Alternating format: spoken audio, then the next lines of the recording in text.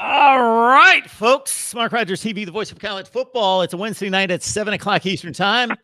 And I know March Madness gets back underway on Thursday night, and we will be somewhat excited for that. But even off-season college football is better than any college basketball, even when it's the Final Four. So we're talking college football, of course, here, especially on a Wednesday night where we join you each and every week on the live stream. So we, of course, ask you to take part in what we consider to be is the self-proclaimed, based on my viewers' comments, the best live chat room in college football. So please join there and make your presence known.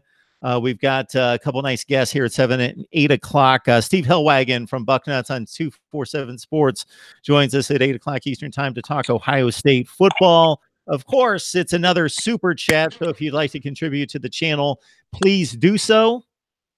And you can do so again in the super chat. You can also do that by jumping on any of the Amazon links that we have displayed for you in the description section of any of the videos. If you grab that Amazon link, and I know most of you guys do not do the shopping in the household, you get your wife in the process here. Get her in the deal where she will use the Amazon link here at MarkRogersTV, the voice of college football. You don't spend an extra penny, but you contribute to the channel by doing your Amazon shopping using MarkRogersTV. 860-325-3687. And of course, somebody's calling. No, this is not the time to call. I'm introducing the show, and we're going to have Bobby Durkins on in just a second.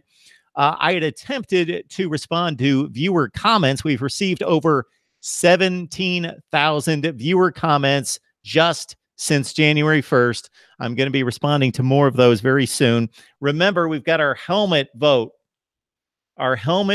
So many of you are excited. You've responded, and I appreciate that, but you're not listening. I've told you that do not respond to the helmet vote on the community section. What you need to do is go to any of the videos and just let me know what helmet you would like to add. And keep in mind that I've listed the 16 helmets that I already have. I'm not going to duplicate. Let me know what helmet I don't have that you would like to see on display at MarkRogersTV, the voice of college football. Recent content on Ohio State. We've got Florida State, Miami, TCU, USC, Alabama, Texas, talking, of course, spring practice, and we're going to have many more of those coming up here soon. Please follow us as well on SG1 Sports. We have partnered with them on 5 conference channels, the SEC, the Big Ten, the Big 12, the Pac-12, and the ACC. So please join us there as we have partnered with Chris over at SG1 Sports to provide even more quality college football content there.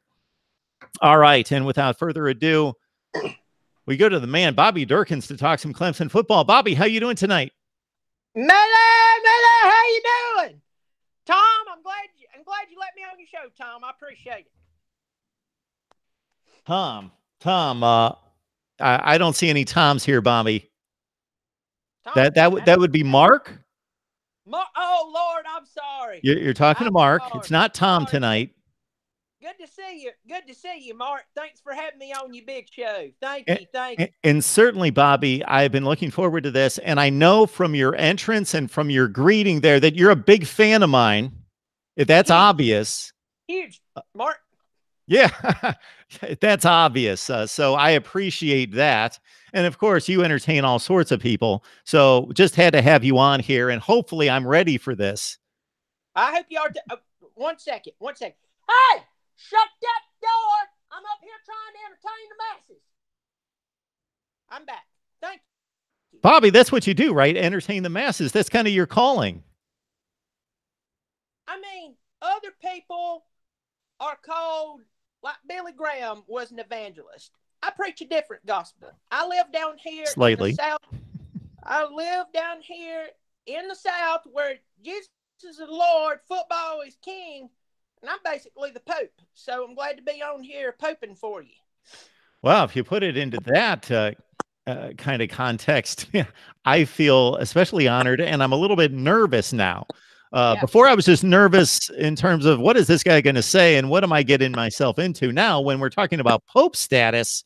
But I think, Bobby, you're probably pretty accurate with that. Well, I mean, I want to be confidently humble, Mark. I just, I believe in college football, I believe in Clemson football, and so it's good to see a show that's just dedicated to college football. When I found out, hey, I could be on this show and this man just talks about college football all the time, I said it's like my long lost brother.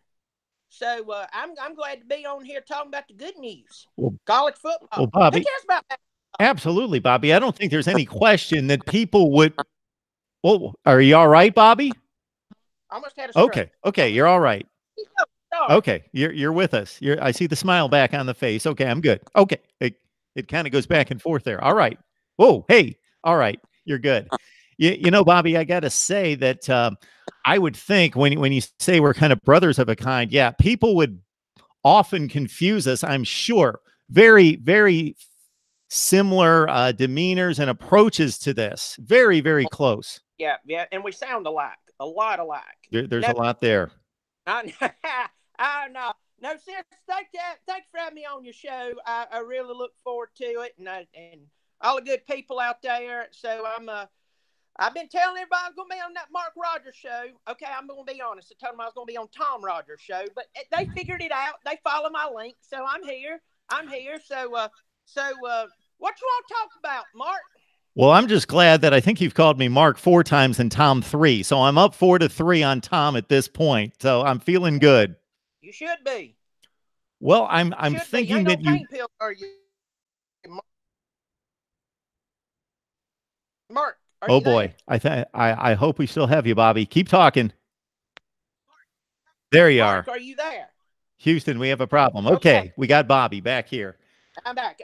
What you want? What you want my expertise on? Well, I figured that you would probably want to break down that Wake Forest roster for us. Well, from top to bottom, you're talking pure excrement. It's like from dry baby poo poo all the way to a virus ruin. That's what that's what the roster looks like. But I very well doubt you wanted to hear about Wake Forest. I know our Clemson Tigers, the heartbeat of my soul. I'm telling you right now, if I could go back in time and rename both my youngins, Bobby Durkins Jr. and Bobby Durkins Jr. as Dabo Swinney 1 and Dabo Swinney 2, I'd do it. I mean, that is if my wife would still stay married to me and such on. Bobby Durkins Jr. and Jr. So you thought this one through. Yeah. Well, I mean, why mess up a good name? Absolutely. Powerful. You walk in, I'm Bobby Durkins Jr. And then you get Jr. I mean, it's like God's gift to humanity. So there they are. I tell you, they love Clemson too. They hate the Gamecocks down in South Carolina. The truth is, Mark, if hell is full, they just send a spillover to Columbia. And they know that. We're happy to know that. And love hating the Gamecocks. Those two youngsters, they hate the Gamecocks. They love their Tigers. So we're excited. We're really, really excited about this coming season. A lot of people really didn't think that we were going to do what we did this past year. Now, I'm going to tell you this. You can go on other shows, Mark, and there is recorded documentation of me saying back in November that Clemson would win the national championship this year. I even heard a report where a woman was sitting there, pissed herself, ruined her chair, had to throw the chair out because they were blown away. They thought I was stupid. That's a common thing with me. But they thought I was stupid. And what ended up happening, Mark? We won the national championship. Now, I didn't call that score. I'm going to have to be, humble and forthcoming here.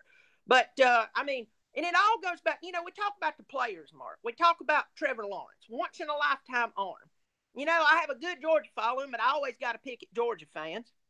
Georgia was really quick, Mark, to tell us last year, no, y'all got the number 2 recruit. We got Justin Fields. How'd that work out for y'all?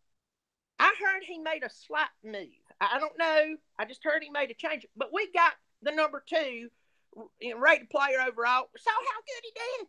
Trevor Lawrence blew this thing out of the water. Then you got Travis Etienne. This guy was signed at the very last minute a couple of years ago, because we had this one kid we were recruiting real heavy. He said, I'm going to sign with you. Last minute, decided he wasn't going to sign with us, said he was going to go sign with somebody else, going to sign with them. Very last minute, before the pen touched the page, went and signed with somebody else. I mean, I'm glad he's not on the team because, Lord, he can't decide what he wants. But we get all these great players. But I'm telling you, the true trick to Clemson, the smell in the fart, so to speak, is the coaching staff. Not just the coach, the coaching staff. Because you got to remember, the Andy Griffith show was good. When Barney left, it wasn't as good. You're talking my language when you bring up the Andy Griffith show. So it's about 1964. Barney's no more, and it's just a completely different show. You know, they bring on color TV, and it's a different show, and it's just collapses. And Mark, we realized everything was green the entire time. Why was everything green at their house? Concerned me. I mean, was it a sign of money? I don't know. But the thing is, the point is, Mark, is that the coaching staff is huge. You know, we've only lost a few coaches in the past 6-7 years. One of them retired. That was Dan Brooks. He was up there at Tennessee when they were doing great things before they turned into the embarrassment that they were for many years. And hopefully, for some of y'all's sake, they'll do much better this year. I could care less because we just keep going up there and stealing recruits of theirs, like T. Higgins, Amari Rogers, Trevor Lawrence. You know, he was big. He was big volunteer fan. So they can keep sucking if they want because it's just helped us. But, you know, the truth is we lost only that coach. Then we lost Chad Morris. He's the head coach at Arkansas. We might have lost one other coach. I don't know if he got, caught improperly touching a goat or something. But all I know is everybody else has stayed intact. And what that means is coaching staff is a big, big thing. You too many times sit here and I read on the internet and watch these shows. They all sitting there talking about, the head coach. And they think they can keep changing coordinators and ain't going to affect them. That's a lie. You have to have a coaching staff that sticks together. That's why people want to come play at Clemson. That's the trick, Mark. Mark Rogers TV, the voice of college football, on the line with Bobby Durkins. You can join him on his YouTube channel. What's the best search route to find you, Bobby? Lord, as long as you don't go on the FBI's page, you go on that Google. Ask Google. Put in Bobby Durkins, Dirkens. And Lord, stuff will pop up left and right. There's a few misdemeanors in there, but I was clean. Absolutely. So, Bobby, actually, we're on the line with one of your biggest fans, DeAndre, would like to talk to you. So really? we'll get DeAndre on the line. DeAndre, how are you? It's Mark. I'm doing great. First off, Mark, thank you for letting me call. Of course. Tom, whichever way you're going by today.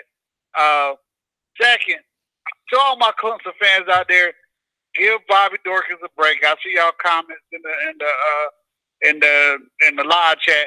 Bobby's really good with Clemson football. Him and Pigskin Pete be out there repping Clemson all day long on YouTube, talk about how great we are, how we defending us against the SEC haters and talking junk about Clemson football. Give Bobby a chance, and he's very good. Check out his YouTube channel. I listen to him all the time. I don't listen to him as much as I listen to Mark, but I do listen to Bobby a lot because I think Bobby does the show while I'm at work, so I don't get a chance to talk to Bobby. So y'all give that man a chance because he's very good. Him and Pigskin Pete, very good. They out there talking Clemson football more than anybody out there on YouTube. Dang it, Bobby, how you feel, man? How you doing today? Lord, first of all, I'll talk to you. I've talked to you so many times. I feel like I know you, but never heard your voice. Now I do. Thank you so much for calling in. It's a pleasure. After you said all that good stuff, I feel like you're about to ask me to pay you rent or something. I ain't doing that. I'll buy you beer, man. It's good to speak. It's good. No, I'm not gonna ask you to spend rent, but our fellow Clemson fans are upset about Rodgers. I keep trying to tell them it's sad that Rodgers got hurt, but we got so many receivers, and I know Rodgers is special, but we got a lot of good receivers behind him. Kendricks, Chase, and a couple other guys. And I tell people, just chill out. I said, that receiver core is deep. Okay. Only the offensive line might be deeper, but that receiver core is real deep this year. Well, here's here's my thought on it. We know the two big recruits that we have coming in. We know that. That's like duh. Right. You know? And that's like saying good cold beer is good. You know, we know that. That's stupid to even. But what I'm saying is, Rogers does bring an element to the game. He has this thing about him. It's like, you know, I don't know, that special sauce your grandma puts on the biscuits to make it so good. He has that thing. We're too deep. We have a ton of talent coming in. And here's the thing, what you hit on right there. We have so much talent that there's guys like Chase and other players, you don't realize how good they are because the other guys are so good. So I think we'll be just fine. I hate that for him. You know, they're hoping to have it ready sometime by the season. I think you don't push an ACL tear. You know, I ain't a doctor or something, but I have kicked the door really hard before, and it hurt like bad words I can't say out loud. And I just think you don't push it. If you push it, he could have another tear. I know everybody say, well, the doctors are going to look after him. How many times have you seen somebody go onto a field prematurely? I've 100 times. You know, there's hands up there. Can't see on the other side. I say don't push it. But I hate it for him, but I think they'll rehab him. He'll be fine, and we will be fine because we have the wide receivers, we have the man to get him the ball, and we have the line to block for him, and we have a four-headed monster lined up behind him at running back that can alleviate all that pressure I'm gonna have to face. So I feel fine about it. Clemson fans overreact as usual. Need to chill out. Hey, Dion. Hey. Go ahead, DeAndre. This is your phone call. Go ahead. It's just my show, but it's your phone call, DeAndre. Go ahead. Yeah. Mark, I joke with Mark all the time about 31-0 with Ohio State, so he gives you a hard time. 31-0, yeah. But at 3-0. But the next question is, what you think about these pushing like Oklahoma? Like, why are we picking them up in 2035, 2036? We know they might buy each other out. You know, I don't understand that. I wish we'd go back to the 80s and play Georgia like we used to every year. That's a game that should be happening. But I know Clemson or Georgia don't want to do that. I don't know why they wouldn't want to do it, but I don't think neither school wants to play that game anymore. Well, didn't we pick up? Forgive me, I might have the swimmy head here. It's my kid, Bobby Durkins Jr. Bobby Durkins Jr. They sucked the life out of me. What color in my hair they ain't taking out? They're taking my brain too, and my wallet. It's just completely empty. No, but if I remember correctly, we did set up a little series with Georgia coming up in the next few. But you're right. I mean, Clemson is closer to Georgia than they are to South Carolina. It makes absolutely no sense. It's like they put chimpanzees in places of decision-making and said, listen, here's a board. Here's it's Velcro. It's got some teams up here. And we got these little arrows. And we want you to throw it. And whatever sticks, that's whoever we're playing. That's what they've done. Right. Bring back the Clemson-Georgia series. Bring it back now. Not 10 years from now. Now, while both schools are top 5 programs. It would be classic. It would be. We are not getting the best ball that we could possibly be getting. We're not. I mean, it is what it is. I could care less about playing Texas A&M this year. Give me Georgia, different story. I want to play Georgia. It's a recruiting game. It is the game of a lifetime. We went to Georgia and took Trevor Lawrence. That right there should be enough in this state. We want to fight for recruits by winning this game. This is why you should come to Georgia, and vice versa. So, I'm raising my hand, DeAndre. I want to get a question in here, or maybe a statement, because I can't stand not talking for this long. So you might have a bit of a scheduling issue, though. If you play South Carolina and Georgia every year, then you play 4 non-conference games, and there's no way that Clemson's going to add a third Power 5 team. So you're always going to be playing like an FCS and a group of 5, and it's always going to be South Carolina and Georgia. Doesn't that make for a boring schedule? You're never going to play anybody else. Well, maybe, but I mean, they did it during the 80s, and outside of this time period right now, the 80s had to be the most successful time period in Clemson history. So I don't really see a problem with it. I mean, if you look at Florida State, I mean, they played Miami and Florida every year, and what's called. But I get your point. But I know a lot of this stuff is done because of recruiting. You know, somebody wants to go into Texas or LSU area and get players, and you say, hey, man, we're going to be playing at your home state this year or something like that. And, you know, Clemson already plays Georgia Tech, so maybe that's one of the reasons why. So that you could be right, Mark. I mean, it could make up for a boring schedule. So, yeah, it's probably kind of hard to play Georgia every year. Two more questions. Do you see Georgia Tech on the rise, Bobby, because of the will that stop some of Clemson heavy recruiting into Georgia? With Georgia Tech finally moving away from the wishbone offense, triple option, or whatever you want to call it? Okay, I think I'm hearing your question right. You're asking, do I think that it could hurt Clemson's recruiting with Georgia or Georgia Tech? Georgia Tech, with Georgia Tech moving away from the triple option. It might hurt Georgia recruiting too, because, you know, Georgia is one of the best recruiting areas in the country, along with Florida, California, and Texas. Well, to answer your question, forgive me, that's the black lung. I would probably say that the reason, you know, Clemson's not a bad school whatsoever. I mean, academically, Clemson is a very good school. It's not Harvard, it ain't Duke, but it's a good school. Georgia Tech is a really good academic institute. Here's the thing. I think they only offer like 3 degrees, and that all deals with engineering. So the next time you're watching a college football game, notice how many sociologists and how many parks, recs, and tourism majors you have on one football team. I didn't know the world needed that many sociologists. The reason why those are, I don't want to say easier degrees, but they're easier degrees. All right, and so Georgia Tech, I mean, you got to think Calvin Johnson was an engineer. Calvin Johnson was not your normal football player who's just like, I'm just going to go to this school and play. This guy, he has a brain. He's a very, very smart guy. Georgia Tech's going to have a problem with that. Now, do we have other schools who recruit well, who have high academic standards? Yes. We have Stanford.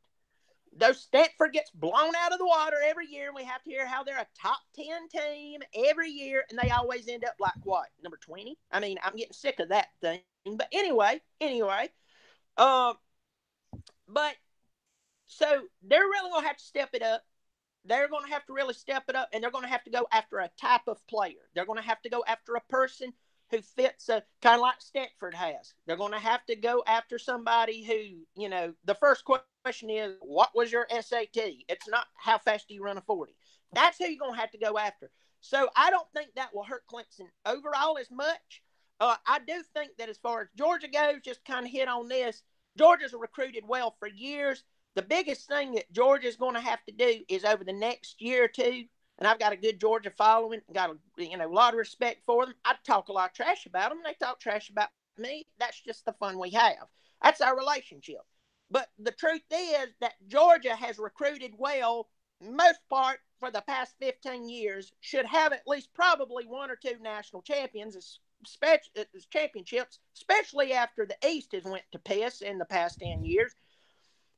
You should have a national championship. You haven't. And what I see with Georgia right now is if they don't step their game up, they're going to fall right back into that lull, just like they were with Rick.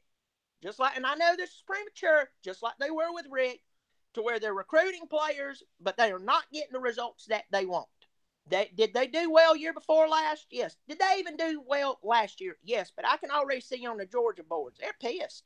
They're pissed. They feel like they should already have something more. So I don't know with that, but I know as far as Clemson, I think as long as we got the coach we have and the coaching staff that we have, we will be fine. Okay. Last question. 2020 class, what do you think about it so far? Looks to get a lot of 5-star recruits up in there. They look like they're about to sign with Clemson now. But just had a running back decommit from Florida to say that he's going to Clemson. The number 1 player in the country in Maryland is going to Clemson, supposedly. And there's a defensive end out of Georgia named Myers that's looking at Clemson too. So what you think about the improvement in recruiting? You think Clemson's getting away from what made them good, finding those little 3-2-8 stars and developing them, or you think that's going to be a trend with Clemson winning 2 national championships in the last 3 years? That's a good point right there, because you wouldn't have Hunter Renfro on the team if you only went after 4 and 5 stars. All right, you wouldn't. And I think he was a preferred walk-on out of Soccer City. But the point with that is this: until I'll answer this fast, until those players have the pen that they sign with and the ink that's on the paper is dry, I want to sit here and laugh like somebody's tickling my toes, but I can't do that until the ink is dried on that paper and we know that they're going to Clemson. But I'm excited about it, but you always never know, man. You can't you can't count your chickens before they hatch, because if you do, you might end up having to owe some people some refunds. That's all I'll say. Okay. Well, Mark, thank you for letting me call in, just trying to help out with a lot of Clemson talk. I know some of my fellow Clemson fans are upset, but Bobby's a good dude. Let him just listen to his show. Absolutely. He talks. Yeah, sir. Mark, your show is great too, man. Thank you so much, DeAndre. Before you leave us, I want to remind you of something. So Bobby, something that he said reminded me of a fact here that I probably should capitalize on more than I do. Who else predicted Clemson to win the national championship before the season started? I did. Who else predicted, that is a non-Clemson fan, to win the national championship before the season started? Zoe? The voice of college football. Right here, DeAndre. You know that. It's on record. Did you hear that, DeAndre? I don't remember that one. It's on record. You had to pull it back out of the whole thing. I will find it. I will find it, and I will post it. I probably do not capitalize that on enough. Just like in 2016 when I said Alabama, Clemson, Ohio State, Washington were going to make the playoffs, and Alabama, Clemson, Ohio State, Washington made the playoffs. I probably should capitalize a little bit more on these predictions I make from time to time. I don't know, Mark. I don't remember that one, man. All right. I listen to your show daily. Okay. I don't know. If I recall, If if I recall specifically, I said even Clemson 31, Ohio State 24 in the national championship game. I believe that was my prediction. I'm going to dig it up. I'm going to find it, and it's going to be out there. All right, DeAndre, I appreciate it, man. I want to hear that. Okay, I'm going to find it. I'll donate more money. I'm on a mission. I'm on a mission to find it. I appreciate it, DeAndre. Thank you so much for the contribution tonight. I appreciate it. You have a great night, Mark. You too, sir. All right, Mark Rogers TV, the voice of college football. Let's see. Hang on just a second. It's Mark Rogers TV, the voice of college football. Who's on the line? And if you're on the line and want to talk to Bobby, then you absolutely go right ahead. If you want to talk to me, we can talk later. Who's on the line? This is Anthony. I want to talk to Bobby. Okay. I'm not a Clemson fan, but I want to ask Bobby a question. Him being a Clemson fan his whole life, once Trevor Lee, does he have a quarterback that he wants Clemson to recruit next year to replace Trevor once he leaves after next year? Now say that again, my friend. I couldn't hear you. Breaking up. I believe he's asking if there's a quarterback in high school football that you would like to see replace Trevor Lawrence. You know, I always mess his name up, but that youngin' out there at St. Bosco, DJ Ugala, I can't remember his name, but that's the guy I want. That's the guy we want. That's the guy we went after, and we're still going after pretty strong. I feel like he is the man to, it's just like Trevor having to Are you talking about Harrison Bailey? Say what? Are you thinking of Harrison Bailey from Marietta? No, I'm talking about that youngin' out in California, St. Bosco. You know who I'm talking about, Mark, don't you? I can't say that I do. My recruiting is a bit weak. It's a bit spotty. I think I know who you're talking about, but I'll check these. Miami's recruiting me. I'm a Miami fan, and they're recruiting me as well. I can check on the 24/7 Sports right now while we're talking. DJ Galele. Yeah.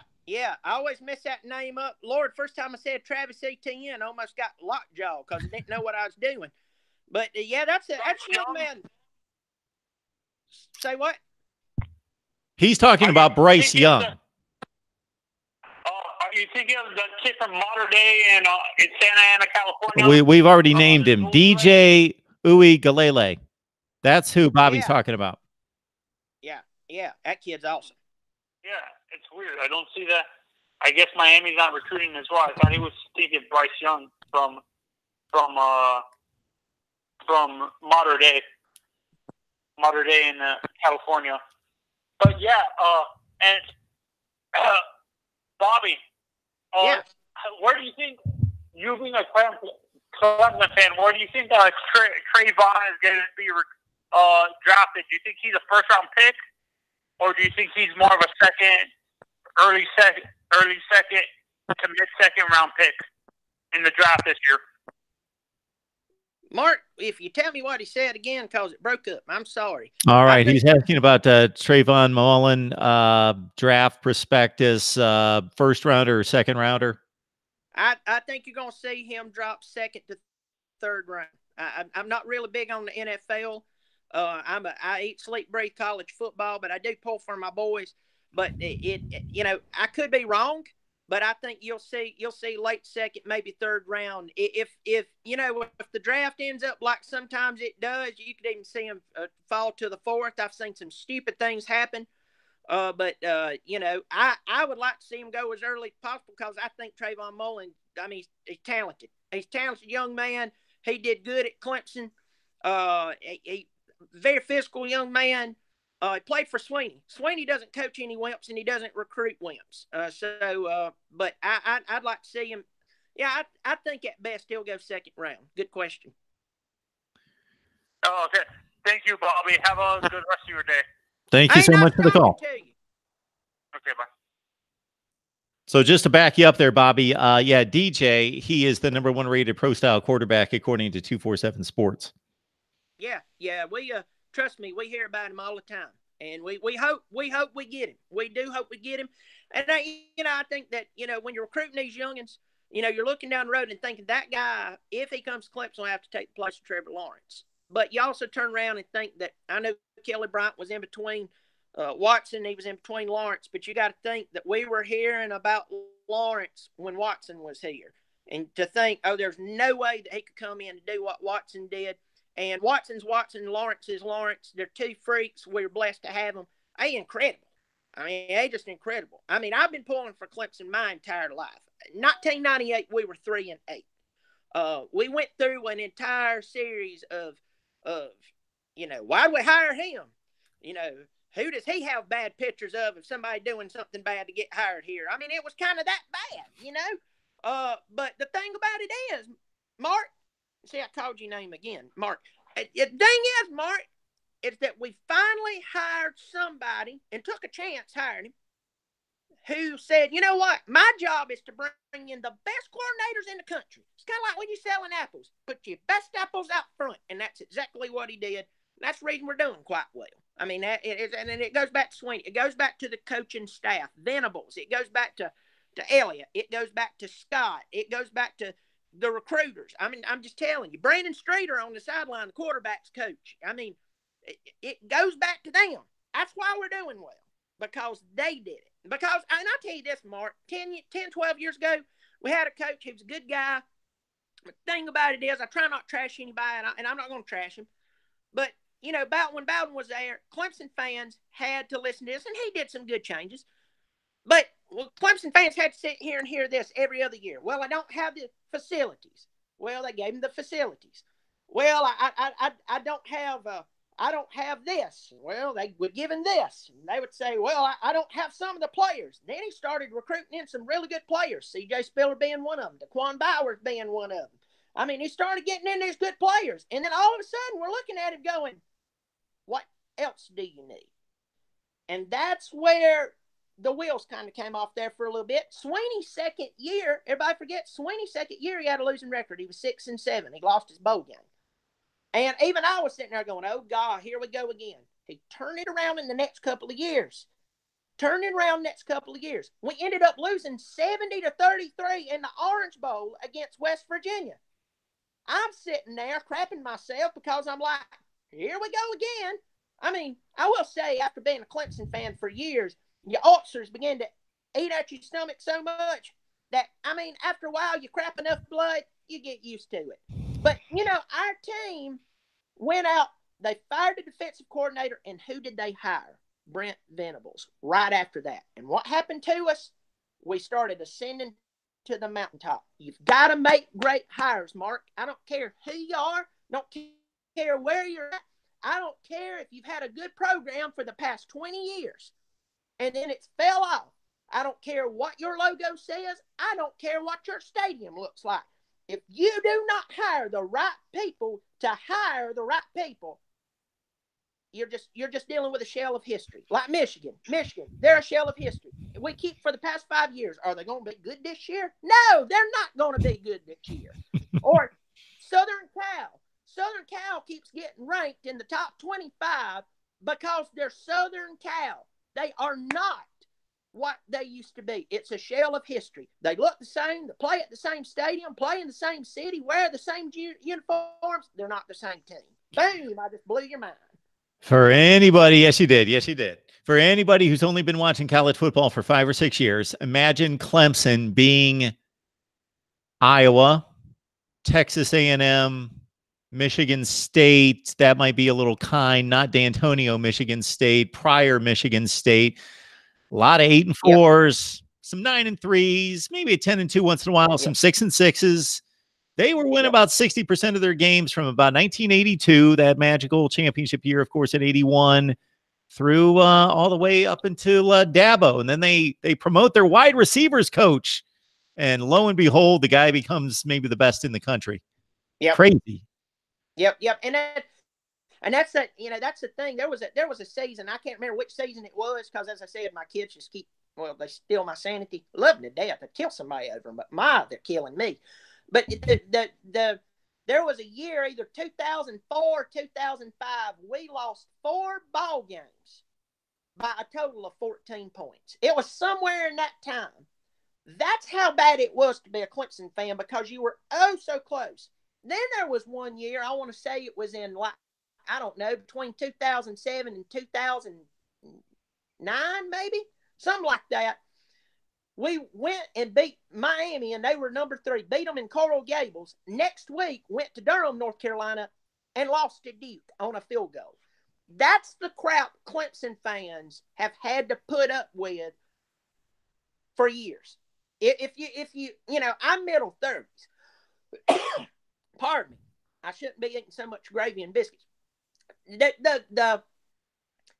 That's how bad it's been. So if you're a younger person, you're about 15 years old, all you've ever known was a good Clemson football team, most likely. If you're somebody who just started watching college football over the past couple of years, all you've known is Clemson sitting on the top of the mountaintop, them and Bama. But if you've been a Clemson fan like I've been for many years, this is still new for us. This is still a big deal for us. I don't take it for granted. I have other Clemson fans. They're taking it for granted, and they think they own this thing. We don't. All Swinney has to do is leave. And then we have the what ifs of if we can get a good coach in. Can you bring, no matter if you hire a big name, Mark, you are not promised that result. Swinney is a brand. Swinney is a mentality. And that's why the coaches around him do so well. That's why you're seeing these young men go, I want to go play at Clemson, because they can get me in the pros, but I don't feel like I'm in the Marines doing it. You know, there's structure, there's discipline, but I don't feel like I have to eat 16 penny nails for breakfast and crap them out. Crap them out, these nice little solid muffler pipes we can install and sell for the university. We don't have to do that, Mark. Well, I think these days of Nick Saban and Urban Meyer walking into living rooms and being drill sergeants and just being able to say, basically, you know, play for us or don't play for us. We don't care. See ya. And this is the way we do it. Dabo Swinney, man, he is the new breed. And I'm not going to say he's the only new breed, but he's the one that's perfected it. Yeah. Well, and I mean, and here's the deal. Here's the deal too. And I'm not going to take just a big shot at Ohio State. I've got some good Ohio State friends, and you have me on your show, and I appreciate it. And thank Take you. your shot, Bobby. Take no shot. But you remember a couple of years ago, we got what? Last year we got what that Jackson Carmen. Yep. Swinney basically alluded to his family. Urban's not going to be around too much longer. Everybody got mad at Swinney and thought, boy, that's a low blow. Lo and behold, 5 months later, the whole scandal come out. And lo and behold, a year later, Urban's not there. Urban's a great coach. And that's what I've told 100 people. Listen, just because you don't like somebody doesn't mean they ain't good at what they do. I mean, there's people who hates my guts, but they know I'm right when it comes to college football for the most part. When I tell you that a football team is good, whether they're Clemson or not, most of the time I'm right. I miss some. We all do. But I know what I'm talking about when it comes to college football. There's 2 gifts the Lord gave. 3 gifts the Lord gave me on this earth. Incredibly charismatic personality. The ability to procreate some of the most beautiful children you ever laid your eyes on. And I know football like Einstein knew relativity. We're good. I knew it. It's quite the trifecta. Yeah, I mean, it's the blessed trinity of me.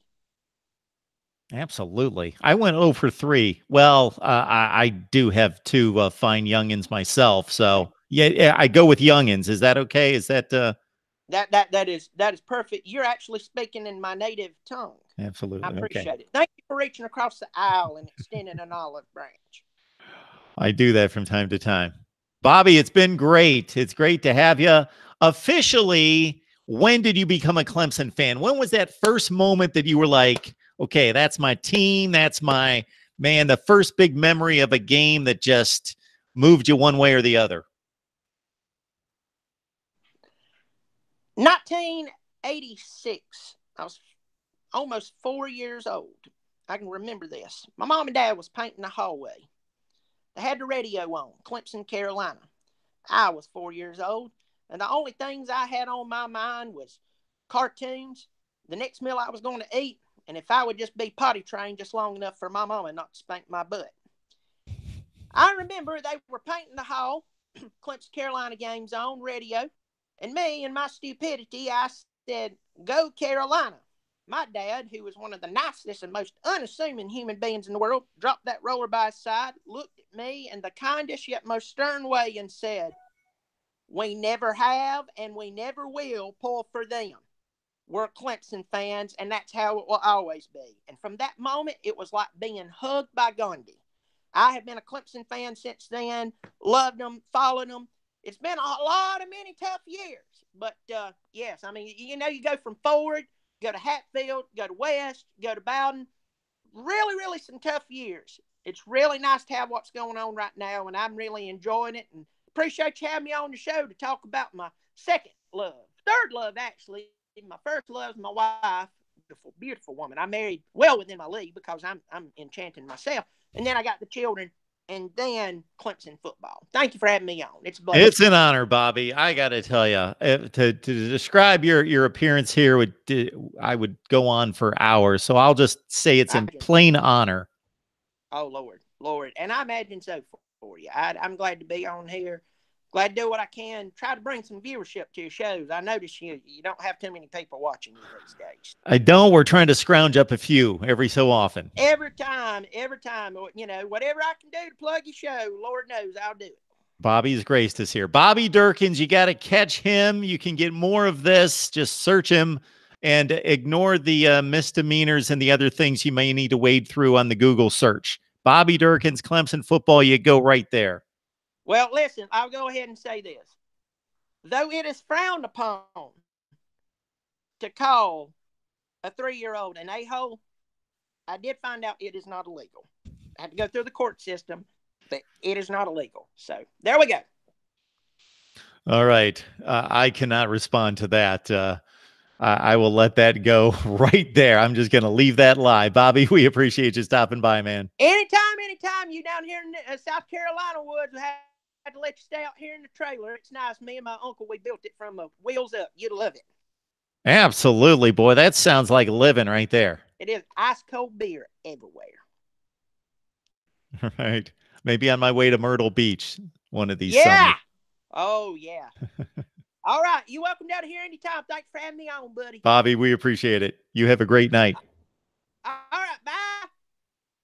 The one and only Bobby Durkins stopping by to talk some Clemson football, and he added a whole lot more than that. There have been a number of you that have asked me to have Bobby on for months, if not longer than that. And Bobby and I finally connected, and it's been a good time with Bobby Durkins talking Clemson football right here at Mark Rogers TV, the voice of college football. I am going to look at the live chat because we are just about 10 minutes away from Steve Helwagen. Steve, I believe, will bring a different, slightly different approach to college football analysis and discussion here. From 247 Sports, Bucknuts, talking Ohio State football. All right, let's get to the live chat. Keep in mind that starting next week, that will be the first week of April, we will have an exclusive live stream over on a Patreon and a whole lot of other things in store for you at Patreon. Please support the channel right there. The Amazon links are in the description section of any of the videos. You grab the Amazon link, and what you do with that is you just do your normal shopping at Amazon, and you support the channel as well. If yourself or anyone that you know that loves college football but don't have time to sit down and watch a live stream or a video but enjoy the audio version, then you point them in the direction of Mark Rogers TV, Google Play, Podbean, iTunes, Stitcher, Spotify, any of those platforms. Again, that's Spotify, Google Play, iTunes, Stitcher, Podbean, Mark Rogers TV. Just search our name, Mark Rogers TV. All right. I'm going to get to some viewer comments here very soon. When I say viewer comments, I mean the ones that you have left in the regular comment sections of the videos. And we've got over 17,000. And I did post a viewer response just about 10 days ago. And I think it's time for another one. I have noticed some quite insightful, some disturbing comments, some amusing, some otherwise. And I would like to respond to those comments, and I will do that very soon. Ohio State, USC, Texas, Florida, Florida State, TCU, Miami are just some of the recent teams that we've covered with spring training reports. And keep in mind that I'm running kind of two series at the same time. One would be looking at quarterback battles across the nation. We've hit on Ohio State and USC and Florida State, Miami and TCU as well, and also looking at the NFL draft. Tomorrow, for those of you who have been joining me for a long time, you remember Rick Saratella from the NFL Draft Bible. He's going to join me tomorrow, and we are going to break down the NFL draft. Somebody asked me a few weeks ago if I cover the NFL draft. Just go to the front page of my YouTube channel, search NFL draft, and you will see NFL draft videos forever. There was a time when I got about 20 people to watch these videos, but when I hit the NFL draft and posted those, one night I did like 8,000 views, and I thought I had arrived. So yes, we will cover the NFL draft, which is coming up the last weekend of April. I have already posted videos looking at the NFL draft prospects at Ohio State, Clemson, USC, and TCU, and Miami. So much content, I lose track of it.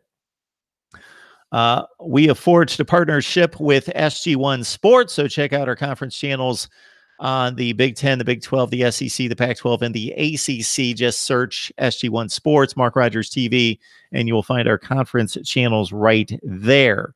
Steve Helwagen's coming up at 8 o'clock. Let's check out and see what you guys have on the live chat. Keep in mind that this is a super chat, so you can donate to the channel. Let's get that in there. Deep Barat, we see ya.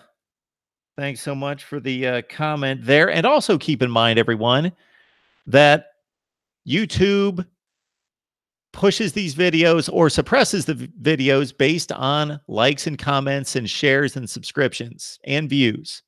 So if you like the video, please like the video. All right, let's see what we got here. Deep Barat, I enjoy this channel. Love it. But the accent for the first speaker was hard to follow. Bit of a change up there, Deep Barat. Bobby Durkins. Got George on the line, of course, 32 watching, 6 likes. Y'all remember to hit that like button. George is way ahead of me. Woo! George, thank you so much. Got to hit the like button. I say this from time to time. Even if you don't agree with me, you're watching, so you must like something. If it's nothing more than you like one of the helmets back there, or you just like that we love college football, because we deliver it for you, the smart fan, the hardcore fan, not the lowest common denominator here. All right. So if you've got some of those lowest common denominator type college football fans out there, you still bring them on. We'll coach them up. We'll educate them. We can bring them along. All right, NBA fan, enough of these low IQ. Oh, come on, NBA fan, come on. Be kind to my guests. And that is a point I'm going to get across when I respond to these more recent viewer comments. Blast me, blast away. That's fine. I'm a big boy. But when I have a guest on, I did make that request to have that particular guest on. They may not be perfect. They may have missed a fact. They may not have a logical opinion on something. And I try to filter my guests. The larger the platform and the channel has become, I've tried to raise the standard of guest. Maybe Bobby would be an exception, but raise the, oh, he knows that I'm just kidding. Raise the standard of guest, but at the same time, not perfect. Anthony, it's good to see you. Cheryl, of course. So Cheryl, did you notice my comment in response to your statement about the Ohio State helmet? Cheryl's a bit disappointed that the Ohio State helmet is just bare naked. So what happened when I ordered the Buckeye helmet here and the rest of the helmets, but the Ohio State helmet, since it looks so much better with the Buckeye decals on it, it had a lousy 3 at the most. There might have been 2 Buckeye leaf decals. And I thought, if I put 2 on there, it's just going to look awful. So remember to vote for the helmet that you would like to see on here next. I'm going to purchase 2 on April 15th. Okay. Get hardwired to self-destruction on. Cheryl's on. We got Dennis. It sounds like a lot of Death Valley crap to me. Dennis, boy, that just must be torture to see Clemson. Okay, here's Miami. Here's Miami. Here's Clemson. And that's just happened in the last 15 or 20 years, especially the last 5. Or it might have been more like this, and Clemson just went like that in the last 5. All right, I'll quit trying to trace charts with my hands and arms. All right, we got iKill, who's been on the line very recently with some of our live chats. I'm guessing iKill that you just joined us here in the last few weeks, because I've only noticed your comments recently, and I believe that I gave you the grand welcome and greeting to Mark Rogers TV, the voice of college football. Wendell Cooper on the line. Got DeAndre, of course. Clemson Tigers 16. So Clemson Tigers 16, if you're still watching, welcome to Mark Rogers TV, the voice of college football. We thank you so much for joining us. This is the first time I've noticed your handle in the live stream. I hope that you will continue to watch. Check out the videos, and then I believe you will be encouraged to subscribe if you love college football and if you are one of the smart fans. All right, Navy Thomas, good to see you. Cheryl likes Baldwin. That would be Matthew Baldwin. Here comes Miller, both pro-style quarterbacks. Coach Day isn't messing around with recruiting. Shanktopotamus, Boise State got the Moretta, California quarterback.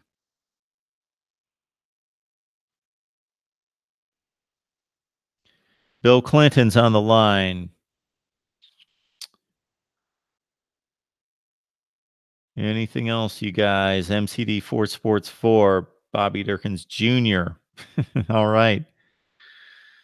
Athletic Dasshole. There he is. Anybody else new or any comments worth noting? I don't necessarily see anything here. Auburn football, it's going to come down to Joey or Bo, meaning Bo Nix or Joey Gatewood for the starting quarterback spot at Auburn. All right. We've got pretty much the same crew on the line, so we appreciate it. I am going to get to some headlines. Prince, 6'1". Good to see you. I am going to get to some of the headlines because let's see. NBA fan has made 2 channel suggestions. NBA fan, I did not see your 2 suggestions. Please leave those suggestions in the comments section, not in the live chat. All right. So I noticed that North Carolina State extended Dave Doran. All right. You have to be extremely, extremely good and have an exquisite track record like a Jimbo, an Urban Meyer, a Saban, a Swinney to command $6-7 million. But it seems like your run-of-the-mill, middle-of-the-pack Power 5 coach can easily earn $3.5 million by winning 60% of his games. Dave Doran, in my estimation, basically is doing what and accomplishing as much as any coach who has a reasonable aptitude to be a head coach at a major school would do at the level of North Carolina State. What has North Carolina State been doing ever since you've been watching football? If you're over the age of 30, you can go back 20 years in North Carolina State, aside from a few slight outliers, very slight outliers, go 7-5 and 8-4 every year. Every year. When does North Carolina State ever go 10-2? Never. When did they go 4-8? Well, they had a bad year right before Doran. I think that got the previous coach fired. So North Carolina State then had the one down year. But otherwise, North Carolina State is about the most consistent 7 or 8 win football program.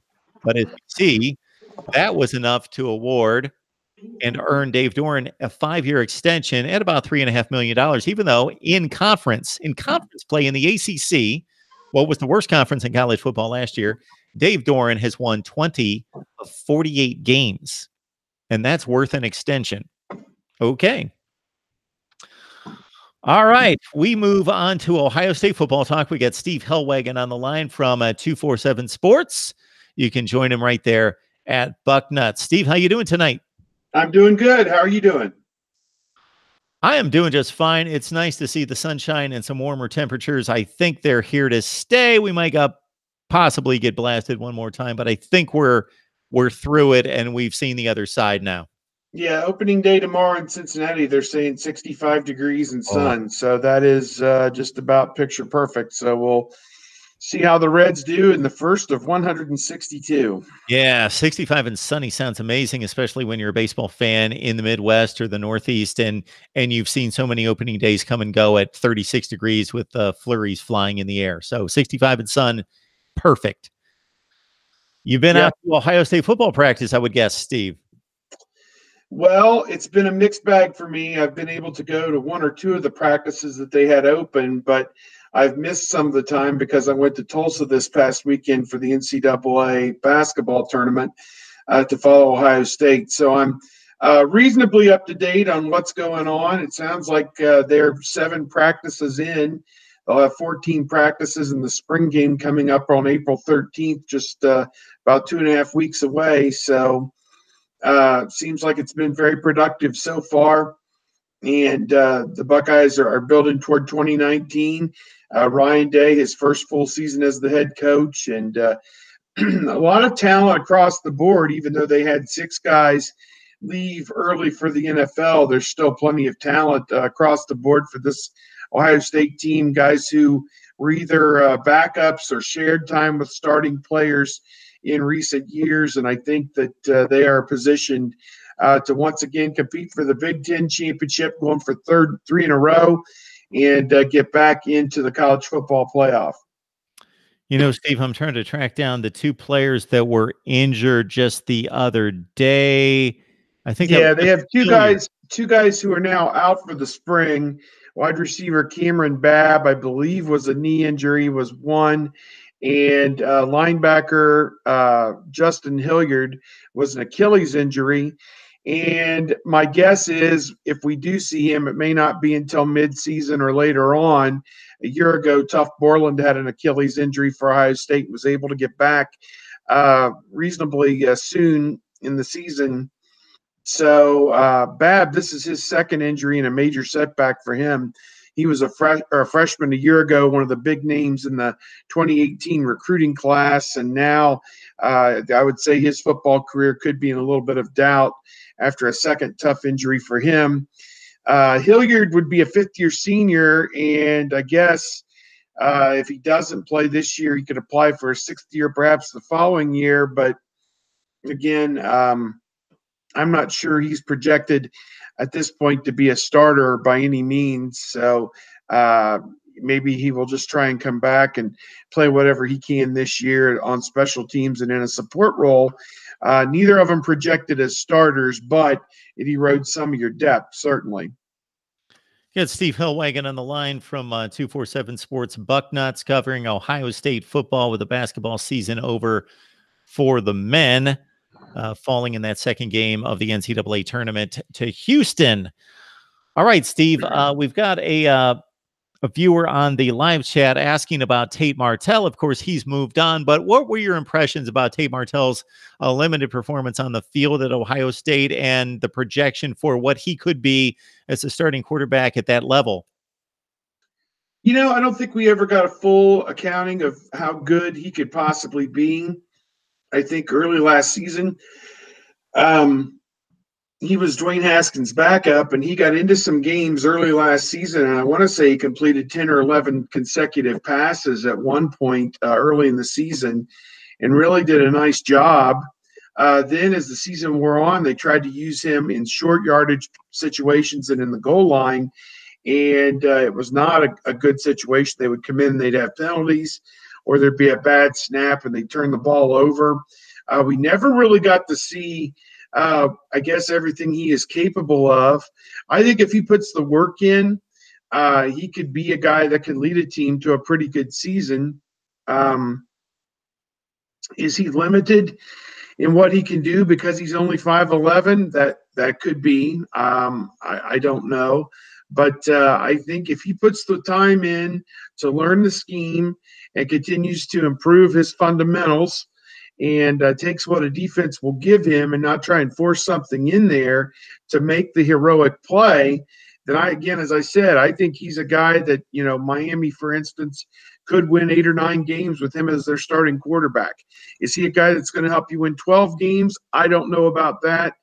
Because then you're going against the very best of the very best to try and win those last 3 or 4 games, whatever they could be, Clemson or whoever in the ACC that they'd have to play. So I know they open with Florida, which would be an amazing thing if he was cleared to play, obviously, by the NCAA with his transfer, and if he gets to start the first game against Florida, that would be remarkable. But I know he's got some tough competition for that starting spot there at Miami. So for one, to me, he was a really good kid in his time at Ohio State.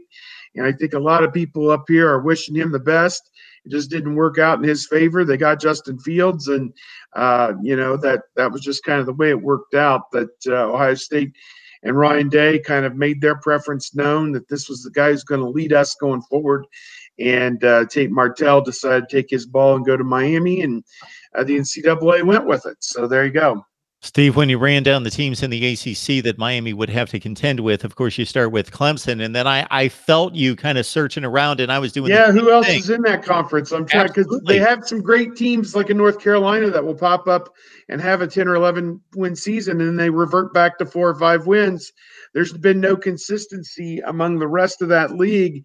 Even Virginia Tech, which was a standard bearer the decade before, has been up and down, and Florida State's going through the worst stretch of its football in the modern era. I mean, really, when you think about it. So, yeah, there is some quality in the ACC, and I'm sure there will be teams that will contend with Clemson in the division and for the conference championship. But I've spent no time studying who those teams could be. I'll tell you that.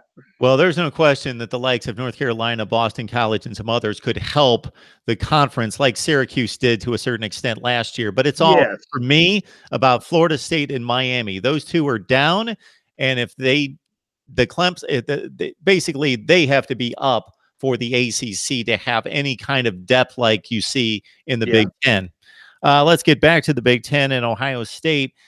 J.K. Dobbins, of course, burst onto the scene. He had that big breakout game in game 1 against Indiana on the road. Huge game and a very close effort, 20-17 before the Buckeyes put the gas pedal down in the fourth quarter. And he looked so impressive, and just it led him to a monumental freshman season in 2017.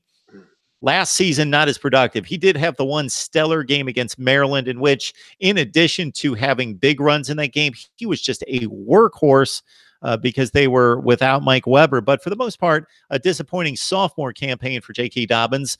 Just your thoughts about where he is right now. Is he a power back, an explosive back? He's a little bit of both. We've heard about weight gain and weight loss for him and what kind of back Urban Meyer wanted him to be. Just obviously, it appears to be a big season for J.K. Yeah, no question about it, because if he wants to go to the NFL after this season, he's going to have to play really well, I would say. And he's going to be given every opportunity to do that, because behind him, you're very limited in what you have. You've got Master Teague, another running back, Crowley, who's a freshman, DeMario McCall, who could be used, I suppose, at the running back position, and ended up being the backup late in the season when Weber was out. But, part of last year is he split time with Weber, and Weber at times played very well and deserved to play. So I think it was more of a case that they tried to ride the hot hand as opposed to their going away from Dobbins, if that's what it appeared. So I think Dobbins is primed to have a great season. I think with Fields also being a runner, you just wonder, is he going to get all that? Is the quarterback going to take 10 or 12 runs a game and maybe take some of those away from the running back if they do the zone read and he makes the proper read and the ball gets where it's supposed to be? It should be 5 yards a clip with this offensive line. So I think that Dobbins wants to get back to where he can, when he's given that crease, he's able to hit the home run and doesn't get stopped in the secondary or at the linebacker level, and he's able to churn out those 15 and 20 and 30-yard plays, I think, and longer. So I think that'll be kind of an exciting thing for him. But, yeah, I would say he's primed to come back and have a very good junior season. They're going to give him every opportunity. As we said, the alternatives are younger guys with not much experience who, again, in a big game, do you want to risk a fumble or something by one of those younger guys, or do you go with the tried and true guy, Dobbins, who has been pretty good for 2 years? So I think he'll be the lead dog. There's no question about it, as long as he's healthy and is able to take tacklers and go forward. I wouldn't call him a finesse back. I wouldn't call him a power back. I think he's a pretty good combination of the two in the 215-pound range, I believe. And I think that he's primed to have a pretty good season. MarkRogersTV, the voice of college football, breaking down the Buckeyes. We got Steve Helwagen on the line, joins us on a regular basis to talk Ohio State football. You can join Steve and the rest of the staff at Bucknuts on 247 Sports. Steve, have you seen enough of Justin Fields to know exactly why he was so highly touted? Is there that much separation between he and the rest of the quarterbacks where he just seems kind of special, the way he moves, the way he sets up, and the way he delivers the ball? Yeah, I know on Saturday it was a case where Justin Fields took almost all of the reps with the first team, and Matthew Baldwin, the redshirt freshman, took most of the reps with the second team. And I don't want to say that Ryan Day has made his decision, but it definitely appears that it's Justin Fields' job to lose.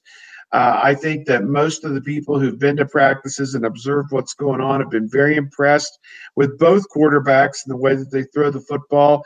I think Fields has shown very good command and has tried to exude some leadership qualities, and that was always a big thing under Urban Meyer, and I presume it will be for Ryan Day as well, that the leader on the field is the quarterback and the guy who makes the decisions and routes the ball properly on the field. So I think Fields, you think about what Ohio State did last year with Haskins throwing for 50 touchdowns, Ohio State setting all kinds of records that will probably never be broken.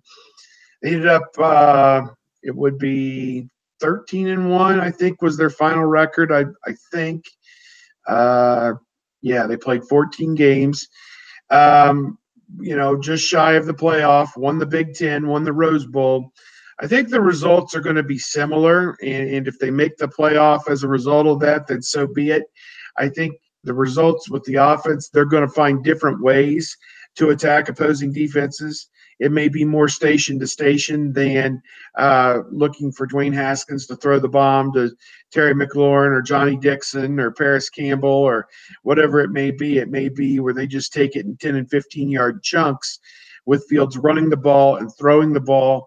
I think it's a good sign that they have decided, Brian Hartline, the wide receivers coach, and Kevin Wilson, Ryan Day, and Mike Yursich, the offensive coordinator, have decided that, at least for now, the starters of the wide receiver positions will all be seniors, at least, on paper. And obviously this could change week to week. But Benjamin Victor, who's just kind of scratched the surface of what he could do, would be the split end. Austin Mack, who was injured the last portion of last year, would move from split end to the flanker position, lining up off the line of scrimmage.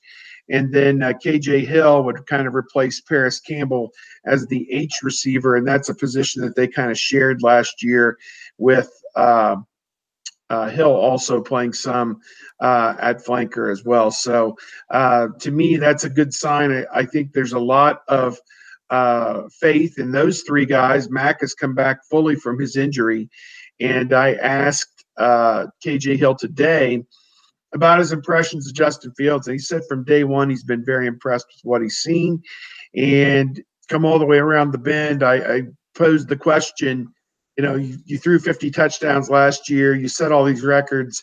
It'll just be a different way of attacking defenses this year. And he somewhat agreed with that. So still effective, but it'll just be a little bit different than having that guy with the heavy arm that can just throw it all over the field. So I think the jury's out on Fields to know exactly what he can do as a passer. Maybe we'll get a little bit of a feel for that in the spring game.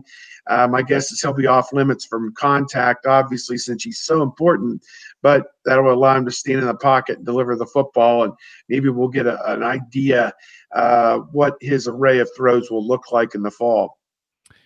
Always enjoy the discussion and appreciate the conversation with Steve Helwagen. You can join him at 247 Sports Bucknuts. He's senior Big Ten writer there at 247 Sports. Getting a number of questions in the live chat about the defense, very generically, just how is the defense going to be better? I'm going to narrow it down just a little bit more. Of course, Steve, you can take it in any direction in addressing that side of the football, but I really think, despite the issues that we saw in the secondary, that it's the linebacking core that was probably the biggest disappointment and most underachieving unit on this team, not just last season, but the last 2 or 3 years. Yeah, I think last year in particular, the first half of the season was not good. I think by the end of the year, Malik Harrison at one of the outside linebacker spots was playing at a pretty high level. You had Tuff Borland in the middle and Pete Werner at the other outside linebacker spot. Again, I am not 100% sure how they're going to line up. I know that what they've talked about is taking one of the outside linebackers, presumably the Werner spot, off the field, and in some sets replacing them with a hybrid safety and linebacker that they are calling the Bullet. And this could be Brendan White. If they do that, it would allow perhaps Jordan Fuller and Josh Proctor, who's a promising sophomore, to get a chance to play the safety positions. Brendan White play that hybrid linebacker and safety spot. And I think he's well suited for that, because last year we saw he was able to provide great run support, even get into the backfield at times, and then also play good pass coverage as well. Another thing on their defense that Jeff Hafley, the new coordinator, talked about today was maybe they won't play a man-to-man coverage on every down and press man coverage. What they may do is line up and give you the appearance that that's what they're in, but bail out at the last second and play a little bit more zone coverages. And I think that's important from the standpoint of keeping the field covered side to side. That was an issue for Ohio State. If they would overload on one side or the other, teams took advantage of it and ran to the backside or threw to the backside for big, big plays. I mean, I don't know how many 85-yard plays they gave up, but it was about 5 too many, I think, or something along those lines. So at any rate, it sounds to me like, what's been a staple at Ohio State with heavy dependency on press man coverage for years is going to be tempered at least a little bit. I'm not going to tell you they're going to be an all-zone team. Can't say they're going to be an all-man team, but they are going to be a team that disguises what they do and is multiple in terms of a blitz package, and will be able, it sounds to me, to be more effective defensively, just because they're going to take better advantage perhaps of their personnel and put another guy on the field as you could call it a nickelback, but it is a quasi linebacker type position. And I think I'm interested to see how these wrinkles and all these different adjustments will play out in the fall. If this is something that Jeff Hafley and Greg Madison, the two coordinators on defense, will stick with. I think that it is going to be experimentation, both with personnel and scheme, the first half of the season, until everybody really gets to know what they're doing and who can do what. That's important. I think what they talked about this spring was simplifying the defense and the scheme so that the guys could just run and play fast, and they can make some personnel decisions based on who flourished within that type of a defense. So I think it's exciting that after what was the worst defensive season that they've had in many years, even though it was just a one-loss season, they gave up 30 points probably 5 times or something like that.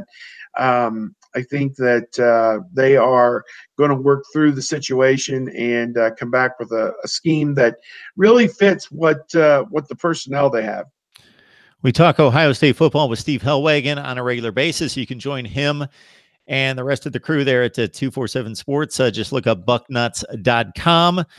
Steve, the last thing I'll hit you with is it struck me when you were talking about the accomplishments of last year and the summary being 13-1 Big Ten champions, Rose Bowl champions, despite the defensive shortcomings. Number 3 in the final poll.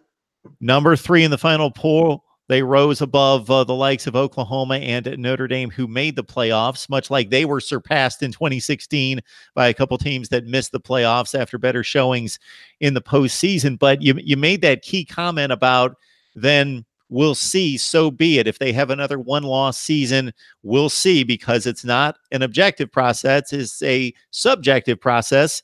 And wouldn't it be ironic that maybe the key to Ohio State's season from a score standpoint would be, instead of coming home with their heads between their legs against Purdue or Iowa losing 55-17 or 55-24 or 49-20, instead maybe it's a loss at Iowa or Nebraska by just 3 or 6 points that doesn't look so bad, that doesn't cost them. Yeah, I think you make a very good point. And I think if you improve on defense and can be anywhere close to where you're on offense, that is a very lethal combination. I think that would put them potentially as a top 10 or top 5 team, and would give them probably a better chance to make the case for the playoff. I think when you're giving up the number of points, the number of yards that Ohio State was giving up, I mean, had their defense been any better than Oklahoma's, which they were almost on par with each other with how bad they were, perhaps you could have made a better case, at least in terms of football, that Ohio State could have been in the playoff. But they were exposed early and often last season by different teams, and I think they were in some tough games and pulled out some tough games. At Penn State, down 2 touchdowns in the fourth quarter, and found a way to pull it out. So, I just think that what you have is a mixture of veteran guys who've been there. Now, some of them have played on 2 Big Ten championship teams and are dying to get the third one. A team that's got this winning streak against Michigan and wants to keep that going. And that game could be a very determining factor, obviously, in winning the Eastern Division if they're the top 2 teams in the division. And I just see a program, particularly with Ryan Day as the head coach, that this is not Urban Meyer's program anymore. It's now on the coaching staff that he has hired. It's on the players that he is bringing in, Justin Fields, as well as the incoming freshmen, plus guys he's recruited the last few years to come to Ohio State. The corner has kind of been turned in some regard that they can't live off the accomplishments of the past. They have to go out and show that this new regime is all it's cracked up to be. So I think there's a lot at play here for Ohio State in 2019 in terms of maintaining their position at the top of the Big Ten and pushing whatever it may be, whatever buttons need to be pushed to get back into the playoff, because that's where everybody is burning to be right now in college football. And Ohio State is one of the 10 or 12 teams every year who starts a season with a very good chance to be in the playoff if all the things align in a proper way and everything works out across the board. So I think it's an exciting year. So much is new, and I think that there's enough experience there yet to say we know the way to get this done. We just have to do it. And it's ironic to make that comparison between Ohio State and Oklahoma and take it away from the aspect that the 2 teams could control. And maybe the difference was that Oklahoma got to avenge its loss against Texas. Had Iowa not lost a series of like 3-point games, Iowa was extremely close to being a 1-loss team. They lost barely in the last few seconds against Purdue and Wisconsin and Penn State, or they show up in the Big Ten championship game and Ohio State gets the same opportunity that Oklahoma got, and that's to avenge its loss. But it was not to be.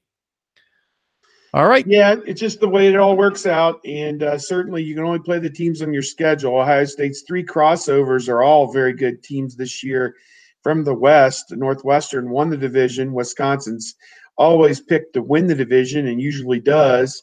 And then Nebraska is a team, I think they only won 4 games last year for Scott Frost, but they're going to win probably double that this year. I would think 8 or 9 as he kind of gets that program back on solid ground. So, and honestly, they were in 7 or 8 games last year that they could have won. So, yeah, absolutely, including the Ohio State game was only a 5-point difference, I think, in Columbus. So the Buckeyes are going out to Nebraska. They've dominated Nebraska the last 3 or 4 times that the teams have played, and you know that Frost would love nothing more than to beat Ohio State. But again, everything in the Big Ten is predicated within your division. I mean, all the games count as 1 game, but the head-to-heads are where tiebreakers come into play. And Ohio State certainly wants to take care of business within the Eastern Division with Penn State, Michigan, Michigan every year. Steve, I can't thank you enough for coming on here on a regular basis, supporting the channel, and giving us some great analysis on Ohio State football. It's been great, Mark. Whenever we want to do it again, their spring game coming up on April the 13th at noon on Big Ten Network, noon Eastern time. And again, I'm glad I could put a lot of focus now on football for the next couple of weeks after being out of town the last few weeks on basketball coverage, and can really sink my teeth in and see where things are really headed with this team in 2019. Excellent, Steve. Thank you so much. We'll see you All soon. Right. Take care. Steve Helwagen from 247 Sports joining us to talk Ohio State football. I will stay on the line for a few more minutes. If anyone wants to call, 860-325-3687, 860-325-3687. I will put that number, my number, right there in the live chat. As I explained the other night, if you're nervous about unveiling your phone number, that 860-325-3687 number is a phone burner buffer phone number, meaning that that's not my phone number. So you're not getting my phone number. I don't see your phone number when the calls come in. I can show you the phone and you'll just see 860-325-3687. So that's your phone number calling in. That's my phone number to you. That's all we see. So it's a bit of a buffer, so we don't have to give that up. Hound Dog, how you doing? Thanks so much for the suggestions on Tennessee football coverage. I have contacted a few of those folks, and I will need to evidently contact the entire list. We got little response, but I also understand that the Vols are still alive in the Sweet 16. So most of those folks, I believe, are tied up talking Rick Barnes and company. All right. Thanks for being in the live chat there, Deep Barat, Hound Dog, Cheryl, NBA fan, and others. I appreciate it. Want to remind everyone that you can join us on Patreon and help build the channel there as well. We will have at least an exclusive live stream there each week starting in April. And again, you help us out by grabbing the Amazon link in the description section of any of the videos and using that to shop on Amazon. Earlier tonight, we had Bobby Durkins talking Clemson football. It was quite the chat, quite the conversation, quite the experience for me. If you missed that, just wait for this video to post. You can watch that. I will also release the Ohio State conversation with Steve Helwagen exclusively by itself because he posts that to Bucknuts 247 Sports. And then also the Bobby Durkins conversation. You can have that, all Clemson fans, all in one segment a little bit later, most likely tomorrow. Our viewer comments have topped 17,000 for the year, and I'm going to respond to many more of those that have come in over the past 2 weeks here in the next couple days. That was my quest last night in firing up the live stream at midnight. Unfortunately for you, but then again, it was a good thing. I had some other business to tend to take care of last night. And then I just jumped on here at about 2:30 in the morning just to get you set for our lineup on Wednesday.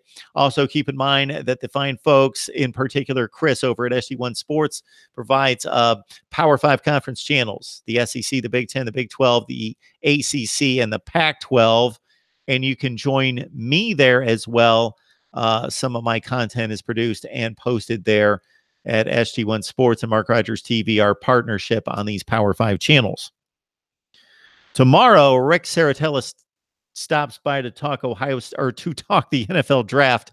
I've got Ohio State on the brain with Steve jumping off the line, and I've got a call coming in. All right, it's Mark Rogers TV, the voice of college football. Who do we have on the line? Hey, Mark, it's McD Sports 4. Hey, how's it going tonight, man? Hey, good. I've been meaning to ask you, I don't know if you did a video on it. You might have. I just haven't seen it. What do you think of the Miami-Florida game moved up to week 0? Well, for football fans, it's great. There's no question about that. Just think about it. Don't you typically have not enough time on Saturday and too many games to watch at the same time? That's my frustration. Yeah. That's the only thing I don't like about Saturday is there's always like 5 or 6 games on at the same time that I want to watch. Well, that's going to happen in week 1. And now we've got one less of those games and we're able to watch that all by itself the week before. It extends the college football season. It's a good thing for the fans. I don't know what Dan Mullen or Manny Diaz would have to say about it if they were being truthful. They may not like it themselves because it's one less week of preparation for them. Yeah, I mean, at first I didn't like it because I was like, to me, the week 0 should be reserved for the group of 5 teams. But I'm fine with it now. Like, I thought at first it was like Miami wanted it in week 0 because they were complaining that the schedule was too hard. But then I heard ESPN wanted to do a whole 150-year anniversary thing, have that game cap it off. So I'm fine with it. But that's all I really have. I just wanted to get your opinion on it. And I voted for a Maryland helmet in the background, so hopefully we can see that in the background. You know, MCD Sports 4, I'm losing track of your handle there, MCD Sports 4, that you can vote as many times as you want. If you want to vote 100 times for Maryland, I'm going to count it 100 times. I don't have time to sift through and figure out, did this person vote before? I'm taking the votes on down the line. I'm just going to count up and tally up the teams. So if you want to vote for Maryland 100 times to make sure that there's a Maryland helmet there, be my guest. Also, keep in mind, sir, that I know that the perception is that the group of 5 has center stage all by itself in week 0. That's partially true, but keep in mind that last year, Oregon State played Colorado State. The year before, it was a Stanford game against Rice in Australia. And this year, it was to be Arizona taking on Hawaii. So the Power 5 has snuck into that week 0. That is true. That is true. But I think it was Colorado State against Hawaii. I think last year it was all group of 5.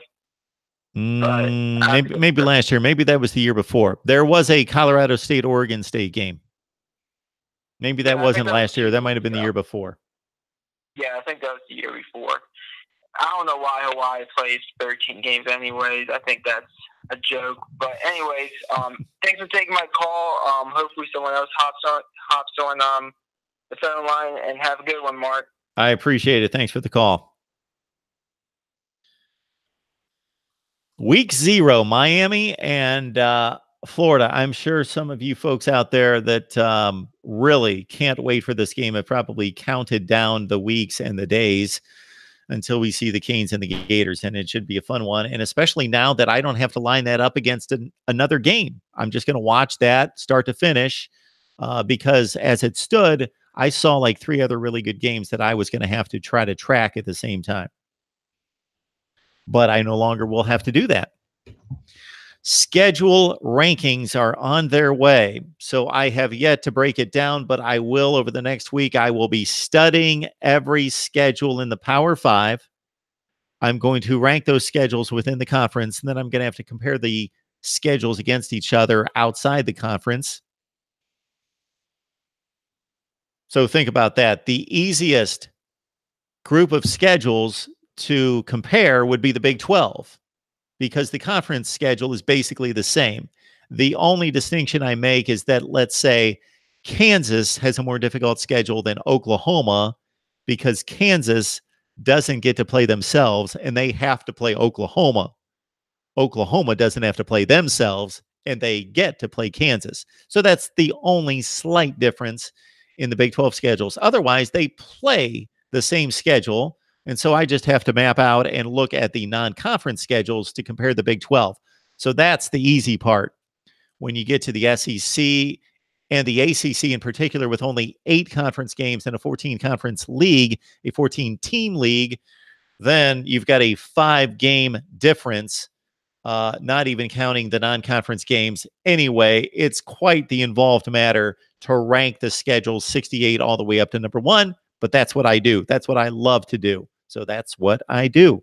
In addition, this year, I will follow along with a lot of you that want more than schedule rankings. You want to know what my projection is for each team.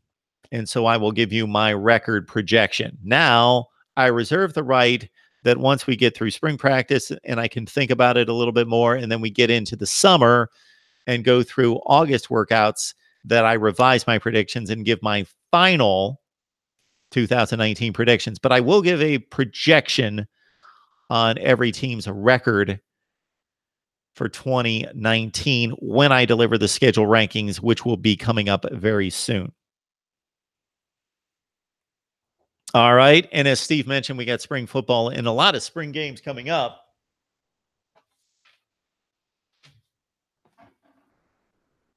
I had the spring schedule around here somewhere. I had printed out every team's spring practice schedule and spring game.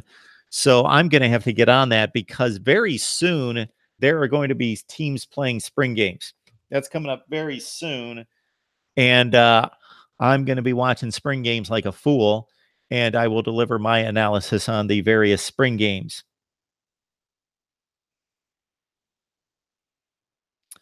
All right. Anything else to talk about? For those of you who so loyally signed up for the Voice of College Football newsletter, as you remember, I delivered on that each Monday during the college football season. And then we took you through the postseason. And then I just kind of dropped the ball, and I've only released 2 newsletters since the national championship game. I will get that out. I'm not going to commit to a schedule.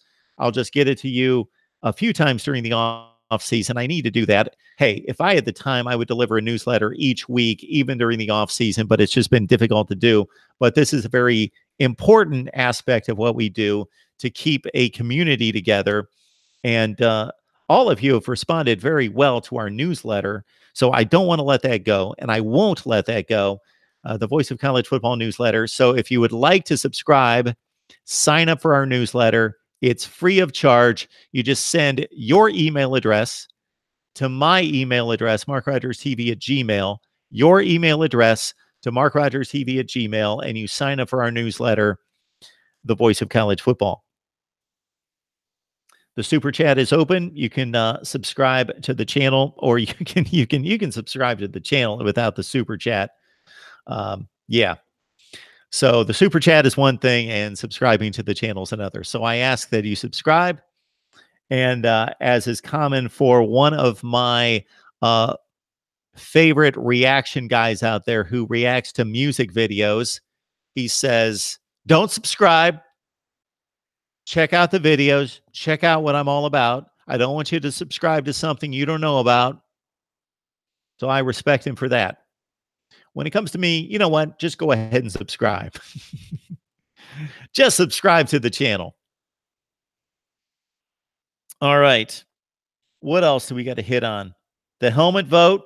Hit us up with the helmets. What helmets do you want to see? Don't vote for a helmet that's already there. And if you don't know which helmets are on display, then check out the post that I left in the notifications on the community channel. I listed all 16 helmets that we have displayed there. And I'm going to go through the article on Dave Doran's extension, which is no longer on the front page of ESPN. I'm going to have to dig it up. But before I do that, we do have a transfer of a fairly significant running back. At least he was 2 years ago. Former Texas running back Kyle Porter has transferred to Houston, the school announced today. He played 27 games with the Longhorns, 2 years of eligibility remaining, and will be eligible this season after he graduates from Texas this summer. The Katy, Texas high school product was the number 229 recruit in the 2016 ESPN 300 and saw regular playing time in his first 2 seasons in Austin, logging a combined 129 carries for 467 yards and 4 touchdowns. In 2018, Porter appeared in the first 4 games for the Longhorns season, but tallied only 1 carry. He had entered the transfer portal, and now he has transferred to Houston and will be on the roster for new head coach Dana Holgorsen. All right. It's Mark Rogers TV, the voice of college football. Who's on the line? This is Deep Rock. How's it going, Mark? I'm doing great. How are you? Oh, lovely, lovely. Yeah, so you were mentioning Kyle Porter. I just wanted to kind of bring him up really quickly. Sure. You know, one of our running backs actually using the system for 3 years, played for, you know, several years as a backup running back, but we actually ended up having 2 end up transferring this year. And it's simply because they weren't getting any snaps, right? I mean, Keontae Ingram is like a lead running back heading into next year. He's grown into 220 pounds of muscle, basically adding about 20 or so in this off season. You know, someone who's been following spring football and winter conditioning can kind of like, you know, bring you up to date on that. But yeah, I mean, it's very, very encouraging. I mean, you know, for us that we have this much space in the running back room. I'd also like to bring up Jordan Whittington. Not too familiar if you've been following recruiting or know too much about him, but he's actually like listed as an athlete, number 2 athlete in the country. Originally a wide receiver in high school. but we want to give him a run at running back, especially with a lot of these transfers and a whole bunch of guys just leaving the program. And as for spring ball, I mean, yeah, we have a couple more injuries I'd like to update you with. There's this guy called Caden Stearns, who's like a 5-star safety. He has a very, I wouldn't say a big concussion, but him and BJ Foster are out for about another month and a half to 2 months, 6 to 8 week injury. And Caden Stearns in particular is getting a knee surgery done. So hopefully these guys will be ready. There's 5 months left till kickoff. And the spring game is coming up. And obviously, I've been very bullish on Texas, as you've noticed from my previous conversations and phone calls. And, I'm a huge diehard fan and like to update you whenever any new kind of information or news or anything of the sort comes out. And yeah, man, I mean, there's not really too much else to really say, right? I mean, I can only kind of find out more information after the spring practice is over, the spring game. But Casey Thompson is our number 2 quarterback. That's for sure. Like, that's a certainty. And Tom Herman actually mentioned that he wanted to give him first. How there's first string snaps and second string snaps for like the backups. He actually wants to give him a run as a first string quarterback, simply because the backup quarterback room after Sam Ellinger is a little bit dry right now, simply because we had 2 transfers. Cameron Rising ended up leaving the program, as well as the other guy, Shane Buechele, is actually going to go play at SMU now. So basically, the quarterback room in Texas is pretty dry outside of Sam Ellinger. So giving Casey Thompson a bunch of snaps in spring practice is going to be huge. And the new kid, Rashawn Johnson. I mean, a lot of guys are very, enthusiastic about him. Could be like the next Vince Young, take the program to the next level. But you still got to give the guy some time before he settles in, especially as a true freshman. So our quarterback room is very, I guess, growing at the moment. And I'm kind of excited to give you another update, I guess, after the spring game is over. And another very interesting point. I'm sure you've been following the Vegas spreads, but it's very ridiculous that we're an underdog to TCU and an underdog to a couple of other schools, 17-point underdog to OU, and then a touchdown underdog to LSU. So, I mean, I don't know what Vegas is thinking about Texas heading into 2019, but, I mean, I guess they're projecting a bunch of losses for us. And I think that, I mean, it's going to be interesting either way. I mean, Tom Herman has a 24-2 record if you include a stint at Ohio State as an underdog. But even just as a head coach, he loves the underdog role. He really performs well in that, especially learning from Urban Meyer. So it'll be interesting to see, man, what ended up happening, I guess, with this whole underdog situation, and a lot of people kind of giving us a ridiculous spread. I mean, a lot of people are joking that if you have this 17-point spread, I mean, you should kind of take it. But my theory is just let the football kind of speak for itself. Let the on-field play speak for itself. So, Deeparat, did you catch my video last week with Steve Helwagen? We discussed 3 of those betting lines against Texas Tech, Oklahoma, and LSU. Oh, yeah, I did. I mean, I saw the video. I'm not sure if you have like a column show chat discussion at the time, but I did see that video, and I mean, I totally agree. I mean, I think people should be putting their money. I mean, I don't think that everyone should just be emptying their 401k and putting it onto the game, but I mean, honestly speaking, like, that is a very good spread. Well, when you consider that Oklahoma is going to be roughly what they've been for the past 5 or 6 years, and during that time, and you know this better than I do because of the magnitude of the rivalry that Texas has played above its heads with some very marginal football teams, and you have to go back to 2012 to find a significant Oklahoma win by a butt kicking. Since then, they have been all 1-score wins for Oklahoma, and Texas has won twice. And now Texas is going to bring its best football team to the field that we've seen since 2009, most likely. And they're a 17-point underdog. Now, of course, there's going to be about 5 football games played before that game. So we'll see, based on the performance of the two teams before they hit Dallas, what that does to that projected spread.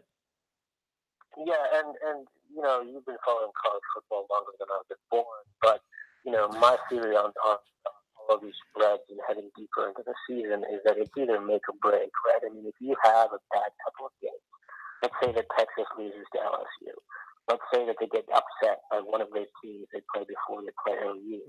But if you're heading into OU weekend, and I know this because I've been an undergrad there, and I've been part of the rivalry for about a decade. I mean, I wasn't like as active of a fan as I was prior to being a student, but I can tell you that like when there is a losing season that's building up before you enter the Red River rivalry, and that generally is an indication that you're not going to be performing well.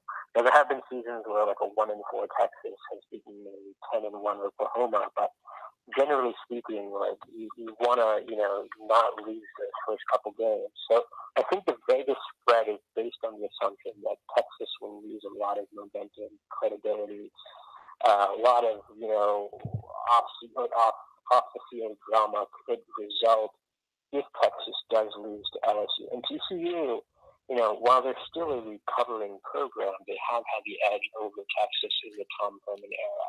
And even a little bit before that as well. They've been performing well under Gary Patterson. I just don't think that they're there yet.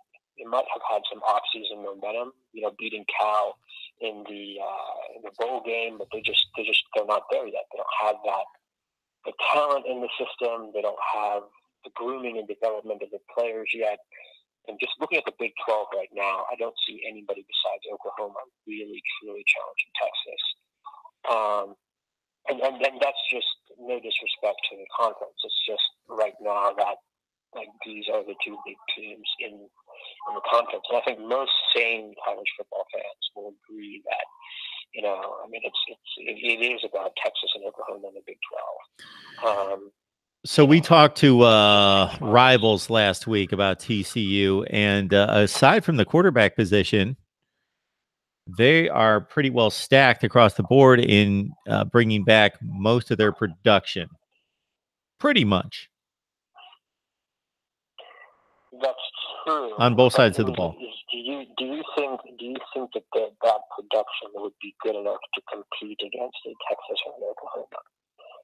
And that's kind of where the Big 12 is at, right? I mean, I think the biggest dark horse challenge of the Texas and Oklahoma is going to be at Iowa State.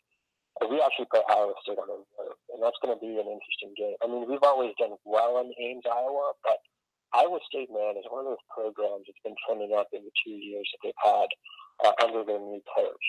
And their quarterback, I don't know his name, Brock Purdy. Mm-hmm. A lot of people have a lot of expectations for this guy heading into his sophomore year. He's just been, that is one of the programs that's been trending up. Now, granted, they have lost Montgomery, who was a star running back, a key piece to the offense heading into next year. But, I do think that they are one of those teams that is going to go and cause some upsets.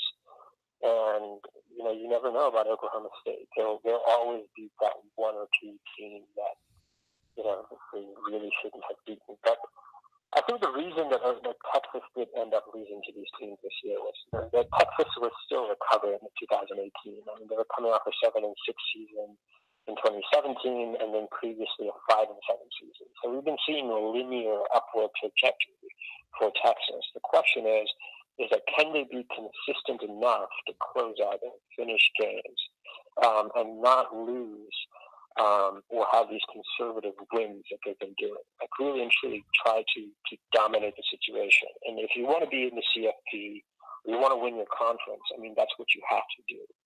And much can be said about the Buckeyes, too. I mean, you're a big Ohio State fan, and I know how much you love the Buckeyes. But they've got to get over the hump over some scary Big Ten road games, especially against Nebraska on the road. I think that's going to be a very interesting game in 2020. I mean, we saw what Iowa did and Purdue did in the last 2 years.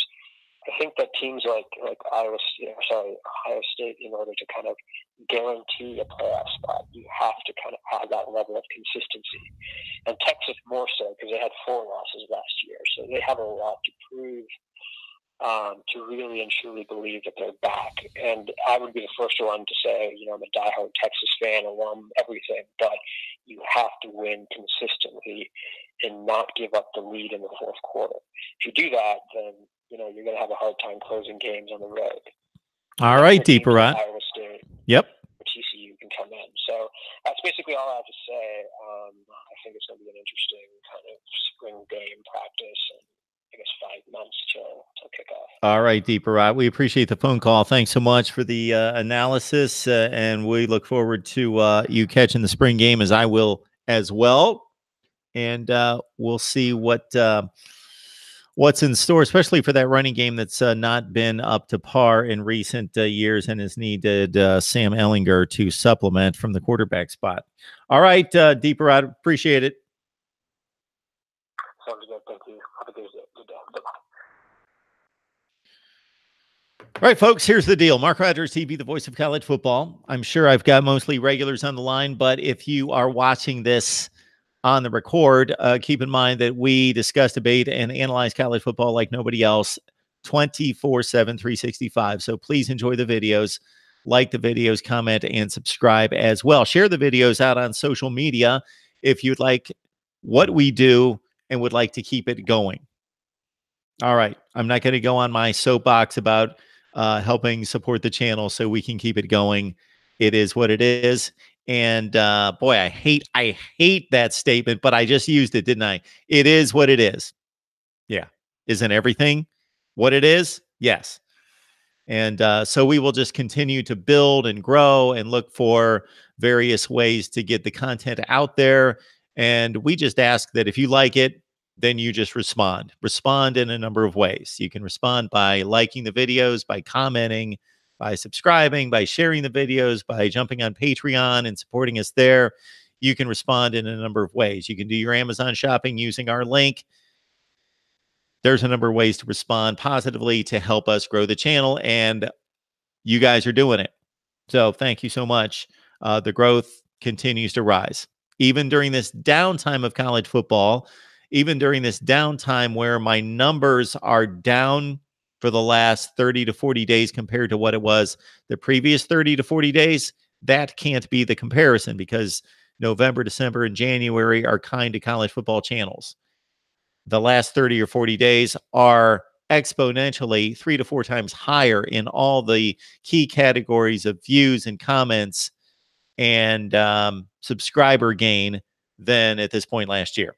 So that's all I can ask. Thank you so much for the support. If I missed your comment or question that you would like me to cover and address, then just take that comment or question and leave it in the comment section of any of the videos. And very soon, by the end of the week, I am going to release a viewer comment response video. And I look forward to doing that. Again, thanks so much. Dennis, what do you have for me? Mark Rogers, that's what I think of 2002. It is what it is. Yeah, it's a national championship for the Ohio State Buckeyes. It is what it is.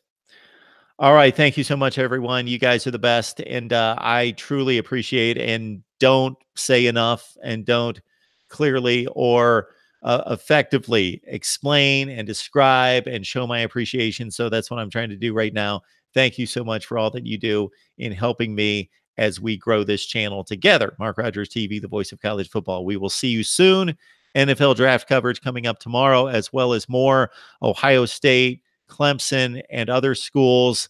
We're going to continue to drive everyone, every team, but it's a growth process. So maybe what you've seen concerning what we do with Miami and Ohio State, and maybe we move that to a few other teams and we continue to grow the channel by duplicating and replicating that model that we've established with fan bases for a few certain teams.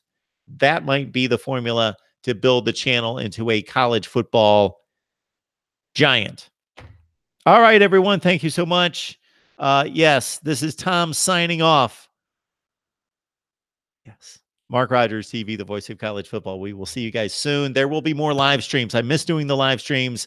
It's only been kind of a Wednesday night thing where in the college football season, I was on here constantly. So at some point during the weekend, I will find some time to do a live stream, and I will get that notification out to you far in advance so you can plan to join us. We will see you guys very soon.